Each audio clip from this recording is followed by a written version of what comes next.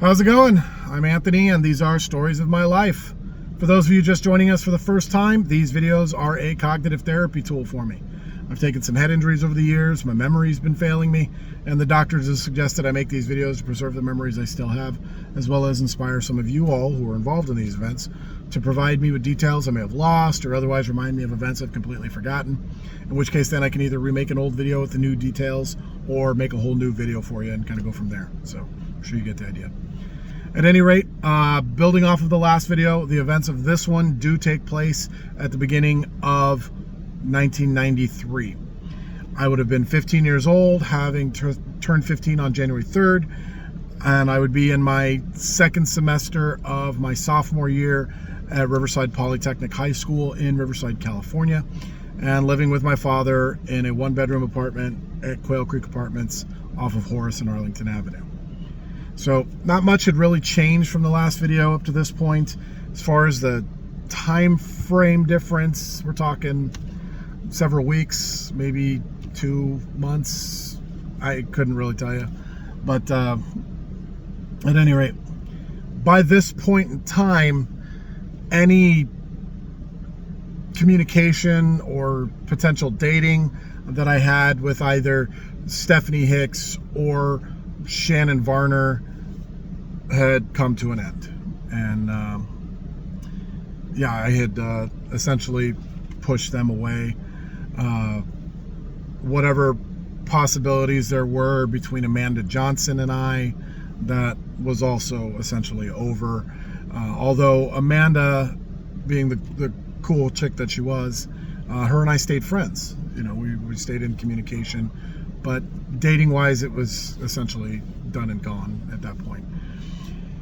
And that was largely because of my mentality and my self-esteem, I guess is probably the best way to put it. If you haven't seen any of my previous videos, especially ones back in 8th grade, my mother was mentally and emotionally abusive with me. She was an alcoholic, and she was angry and used to tell me every single day that I'm the reason for my parents' marriage to fail. I'm the reason we lost everything.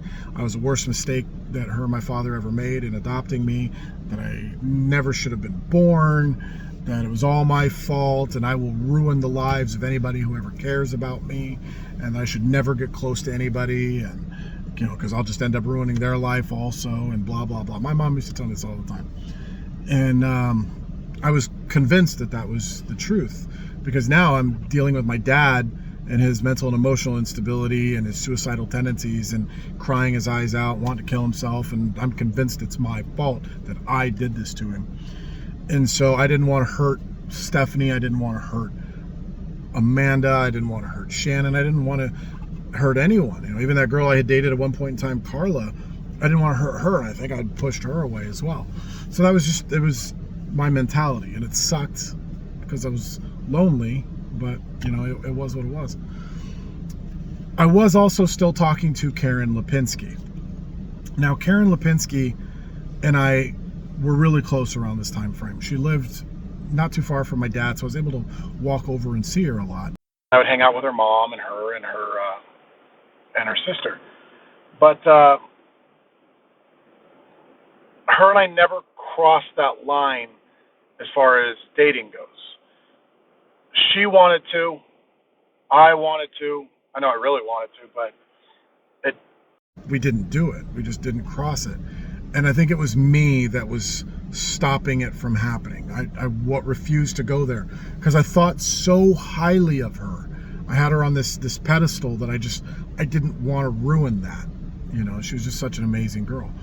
And looking back on it, as far as everybody I knew in high school, Karen probably would have been the person I should have dated, given how well her and I connected and whatever else, but it didn't happen. Like I said, I couldn't let it, and that was that.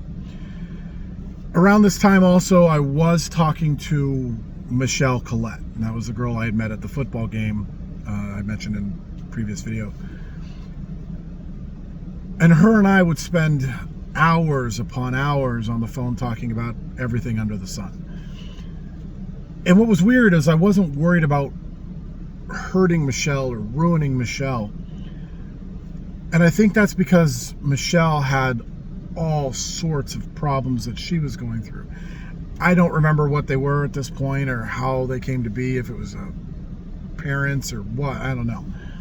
But I know that she was dealing with her own demons. And my demons played well with her demons and got along, and so her and I got along, and we understood. I understood her demons. She understood mine. And we were able to help coach each other in managing them and handling them. So, like I said, I don't know what caused hers, but she had them, and that was actually what made us very close at this time frame. Now, her and I also never crossed that line as far as dating goes, but we wanted to. We had an attraction for each other, but we just, again, didn't do it. But not because we were forcing each other to stay away, but because we just outright couldn't see each other. She was going to North High School, I was going to Poly High School, and she lived on another part of town that I couldn't get to, and she was always in trouble, grounded. Every now and then I remember I'd sneak over to her house and she'd sneak out and, see me for a few minutes and then, head back inside, and, that was that. But that was it. That was kind of the extent of it. There was a couple other girls, though, and this is where the fun part of the story comes in. There was a couple other girls, though, that lived nearby that that I absolutely adored. And that was Wendy and Melissa Thornton. Now, Wendy and Melissa Thornton lived across the street and down a couple houses from Jim. And they lived right next to Nicole and Eric Heiliger, Nikki Heiliger. And now Wendy and Melissa, Wendy was in my same grade, but she was a year older than I was because, like I said, I was ahead of what I was supposed to be. Melissa was a freshman and my age. I loved them both. I loved them both to death. They were super fun, super sweet, wonderful, outgoing girls, just awesome all the way around. Like, if you had to pick one, like, you couldn't, because they were both super cool and beautiful also, visually very pretty, and just built like brick shit house. Like, both of them just awesome. And they had guys all over them like flies on shit. Like, it was bad. And I can't tell you how many times either one of them would come up to us and be like, "Can you get this guy away from me? He's just bugging the crap out of me." And as a group, we'd have to collectively go to the guy and be like, "Dude, she's not interested. Leave her alone." Blah blah blah. And this was both of them, not just one or more than the other. But none of us in the group really crossed that line with them either. We didn't want to, because they were one of us. They were just one of us. We loved them to death.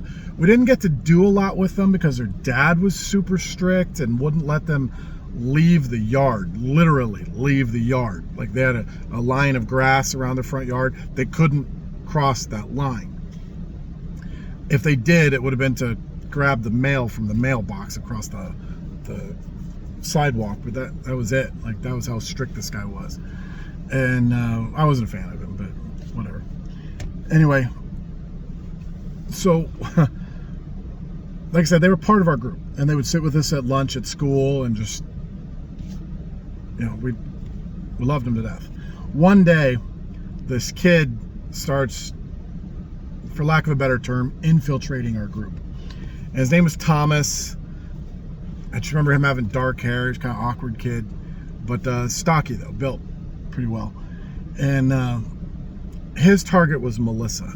And God, this kid was smart about it. So he came up to our group, and he'd start befriending each of us, and getting to know all of us, to the point where we're really like, okay, we're used to him being here, because he did it in doses, little bit by little bit, and until finally we were used to him being there, and we didn't care about him hanging out with us. But then he would start going after Melissa, and at some point Melissa shot him down. I don't know if she was a bitch about it or what, but this kid got bent out of shape and became even more persistent, and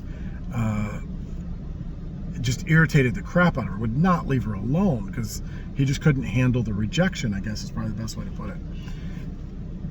So finally one day, I guess Melissa talked to her sister about it, talked to Jim about it, and I think Ian was a part of this.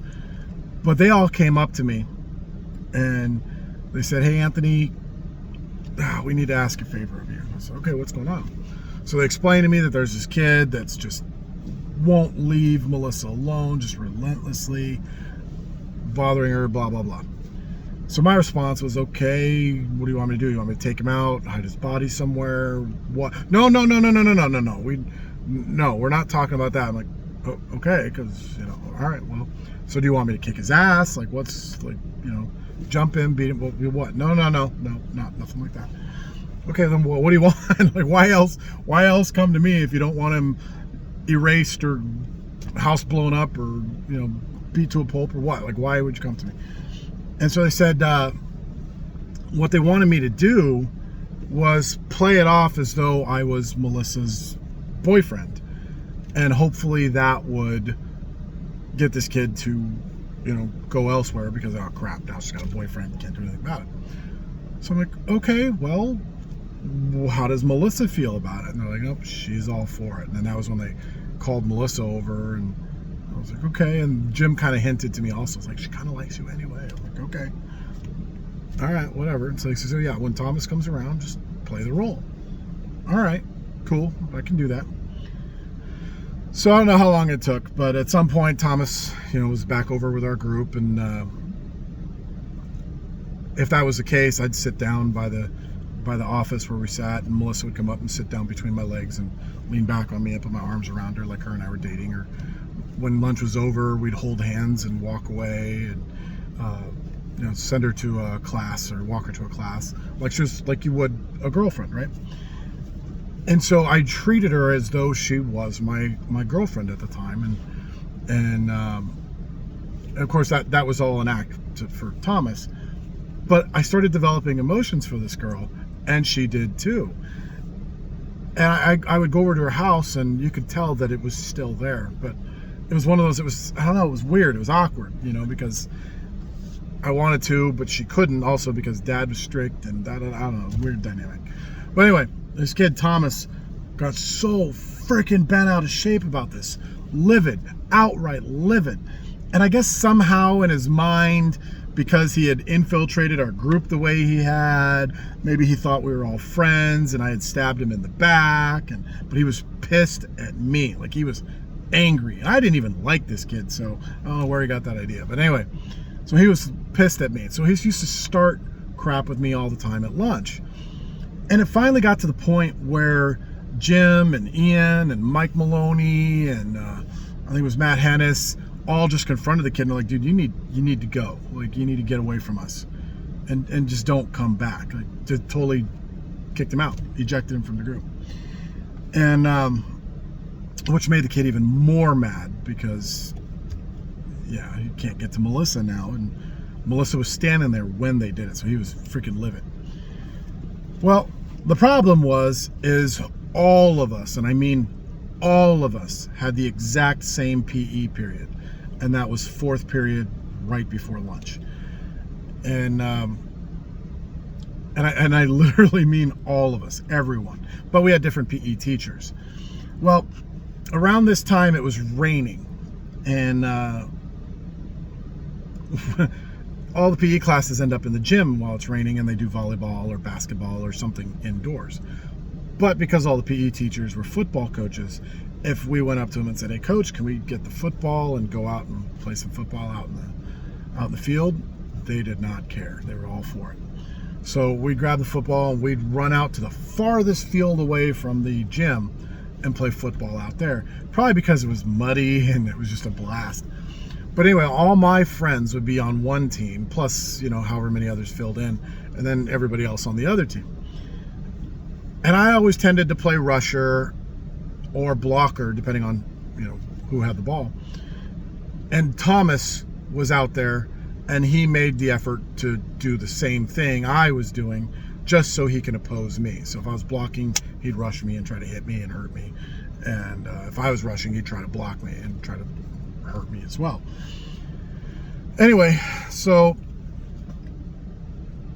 this rainstorm lasted for a few days. And so the first day we went out there and we just, banging each other around, a lot of shit talking, whatever else. Next day, Thomas comes at it even harder because he wasn't happy that he didn't get to me that first day. And at one point, he cracked me in the mouth as he was rushing in. And so then when the tables got turned, I ended up throwing him on his ass and put him down in the mud. And that ended up getting everybody laughing at him. Well, apparently he doesn't like when you laugh at him. So he got up from his little muddy bath and ran over to me and rearing up for a fight. And he runs up and he swings with his right hand. I get a hand up in time and I block it, but his hand drops and sets on my shoulder.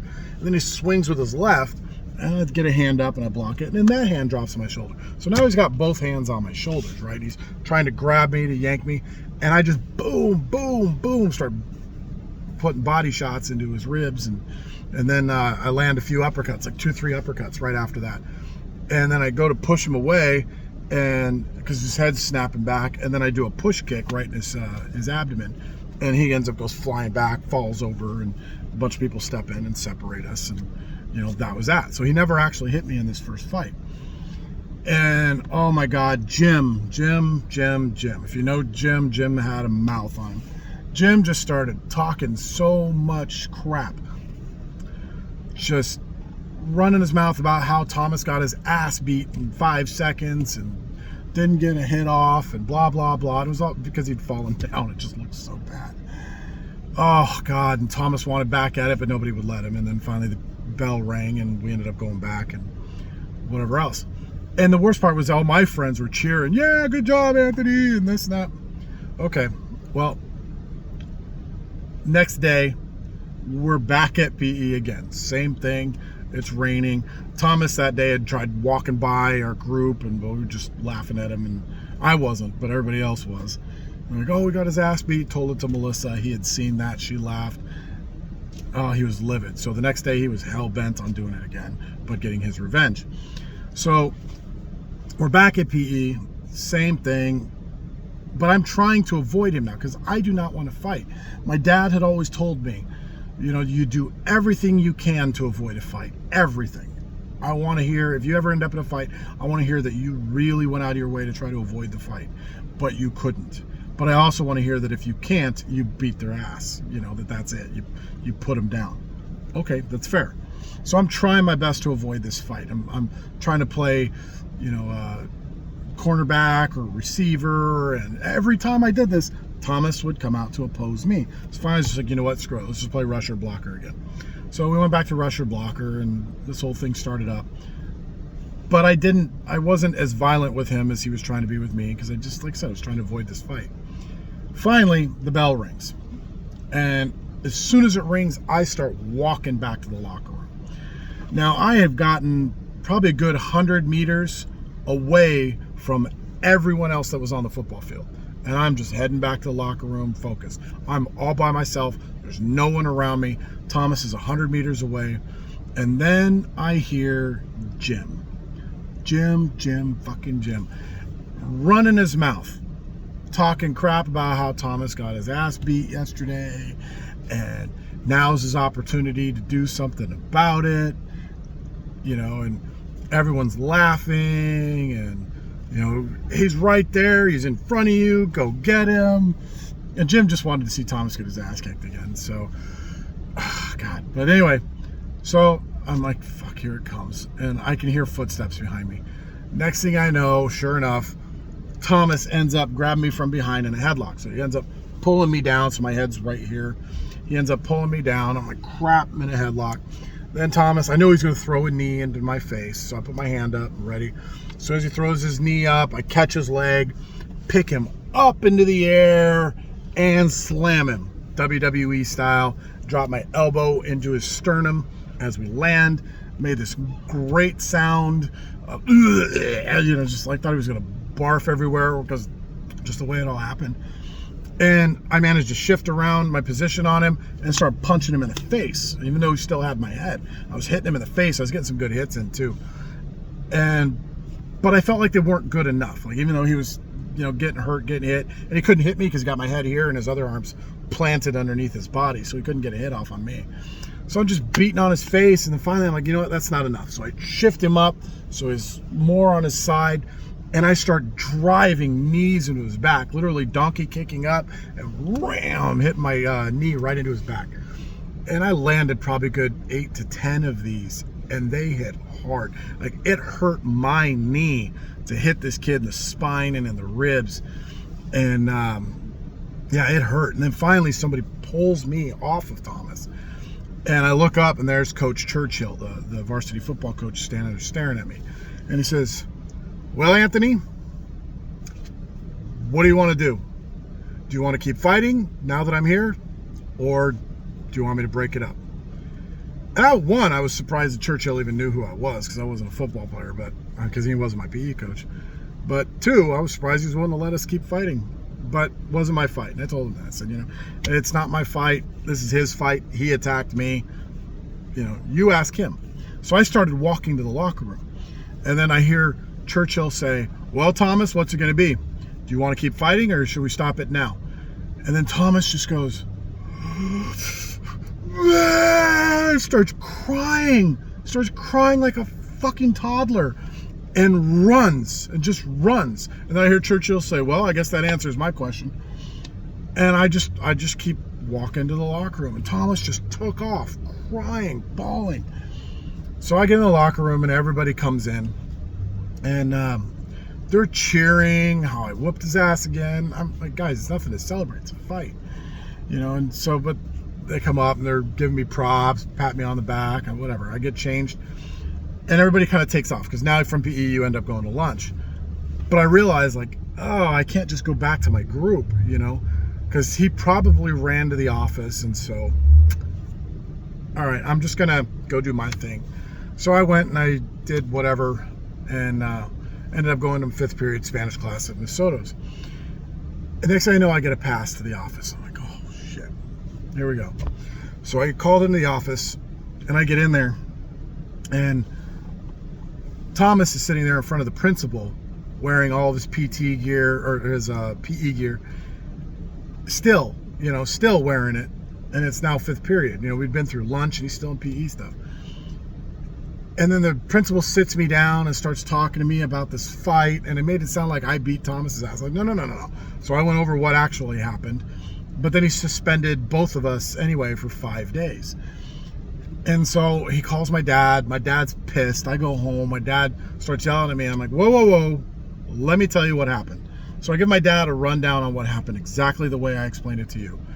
And my dad says, okay, how do I know that that's the truth? And I said, here, call Jim, call Ian, call Gabe, call Mike, call Richie, call Mike Maloney, call Matt Hennis, call you name them.